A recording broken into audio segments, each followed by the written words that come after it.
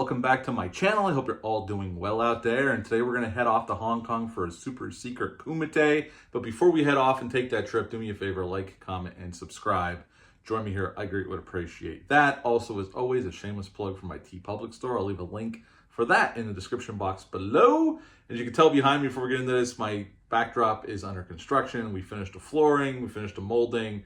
We're starting to move stuff back up here. And by the next video I record, this will all be back to normal.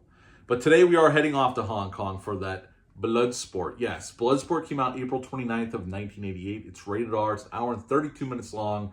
Had a budget of $1.1 million, and upon release, it made $50 million worldwide, which was Cannonfilms' most successful film of 1988.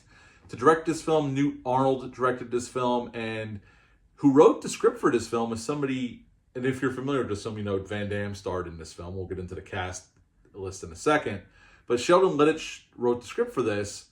He was working at Cannon at the time. He was working on scripts for like some of the missing action films and some other films for them. And he met Frank Dukes, who this movie is based on. Although he even says in interviews that, you know, Frank Dukes was full of tall tales. Frank Dukes did serve in the military, but beyond that, a lot of his tales were, frankly, bullshit. Very much not true. But anyway, he gave Sheldon Littich, he told him stories, and he got the idea for this super secret kumite in Hong Kong. And he wrote the script for it, and Cannon gave him the money, and Van Damme got to have his first starring role in this film. Sheldon Littich would go on later on in the 90s to work on Direct, Double Impact, and Lionheart with Van Damme. So they were very familiar with each other. Speaking of Van Damme, Jean-Claude Van Damme stars in this movie as Frank Dukes. Donald Glib plays Jackson in this film. He is one of the fighters going to do super secret kumite, and he was Ogre in Revenge of the Nerds. That's probably his most other famous role that you would remember him from if you're a fan of the 80s movies. Bolo Young plays Chong Li, and him and Van Damme are friends in real life. He's in this film, and he would also make an appearance in Double Impact later on as a bad guy. And Forrest Whitaker makes an appearance in this film as well as somebody who works for the military trying to track down Frank Dukes because they didn't want him to go to Hong Kong to fight in this tournament, and they're trying to stop him from participating. They're not successful, obviously, or we don't have a movie, but that's Forrest Whitaker's role in this film. Now, this film is an 80s staple, especially of martial arts and action cinema. I remember this used to play on TV all the time. That's how I saw it. You know, I didn't see the R-rated version of it till much later because it was always on TV. That's how I saw it as a kid. But the movie's about Frank Dukes. It shows him going. He's caught trying to steal this samurai sword out of this gentleman's house. He gets caught. And Frank talks this gentleman to train him next to his son in martial arts, which he does. Now, Frank's in the military now, and he's going on a leave of absence. The military does not want him participating in this kumite because his sensei, that's not what they call him, but, you know, I'm just coming off of Cobra Kai, so I have Cobra Kai fresh in my head. He's going to visit him because he knows he's very ill and he's going to pass away, and he wants to honor him by fighting in this kumite in his family's name. So he basically visits his ex-sensei who's about to die and goes off to Hong Kong to fight in this kumite. And pretty much that's what the movie's about. He strikes up a relationship with Jackson. They become fast friends.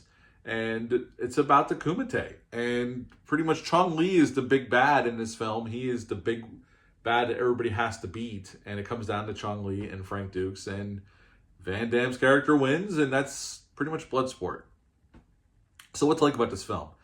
This film oozes 80s goodness from beginning to end. From the music choices, which are bizarre, but they have their charms because it's the 80s, baby. From the fashions, obviously, and just the way the movie is constructed is right out of the 80s. So you get the training montage, which is kind of right out of Rocky IV, because Jackson gets hurt fighting Chung Li, and he's in a hospital, and then we kind of get Frank's thinking about what's going on, and he's having these flashbacks of Jackson. It's just right out of Rocky IV, but it's glorious in all the same kinds of ways. And the fight choreography is really well done. I mean, a lot of these guys were martial artists, so they could pull off this stuff, and they do a nice job of the blocking and the shooting of it, and it's really well done here. Van Damme's good here for his first major starring role. Donald Glib's good here. Bolo Young does what he has to do. There's some other acting, it's not the greatest, but also a lot of it, some of it's dubbed as well because some of these people didn't have an American accent, or didn't know how to speak English. But overall, I mean, I've always dug this film. It's not perfect, obviously, but it's a badass 80s martial arts film with a lot of fighting. I mean, the secondary stories, bare minimum. I mean, he meets this reporter who, she's okay as a character. I mean, she's easy on the eyes, but she's okay as a character. The main story here is the fighting in the tournament. And we get plenty of that throughout the runtime. I mean, the movie is only an hour and 32 minutes long. So this movie, it moves. There's no fat on this movie. It moves. So it gets down to what it wants to do, and it gets out. And you got to respect a movie for that. I was running down, there's cheese. There's that 80s cheese. But, I grew up on 80s movies, so the cheese don't bother me. It's part of the charm of this film. And I'm glad they never really remade it. I know they made some sequels, but I'm glad they never really remade this movie, although I could see them doing that at some point. Now, this was a Cannon film. Famously, back then, Van Damme was going to their offices all the time trying to get work. And finally, they gave them the money to go make this film. Although the Cannon Group wasn't big on this film once they were done shooting it. But they released it, and it was their most profitable film of 1988. I mean, it was a huge hit with $50 million worldwide. So they really couldn't complain. Now, this was filmed in Hong Kong. One of the few films, the first American film since 1969 when this was filmed there. So that was quite something as well. And they actually shot in Kowloon, Waldorf City before. I mean, that was like one of the few films to shoot actually in that part of Hong Kong.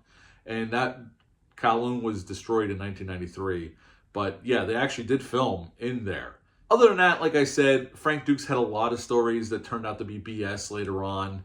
But it inspired this film, and I really like this film. It's a movie that I've been watching since I was probably like 6 or 7 years old, seeing it on TV all the time.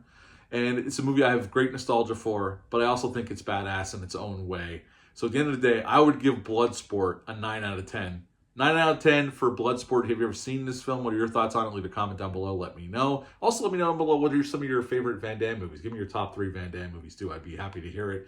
I'm always interested to see what films people like from a certain action star. So, yeah, let me know down below some of your favorite Van Damme movies. Give me your top 3.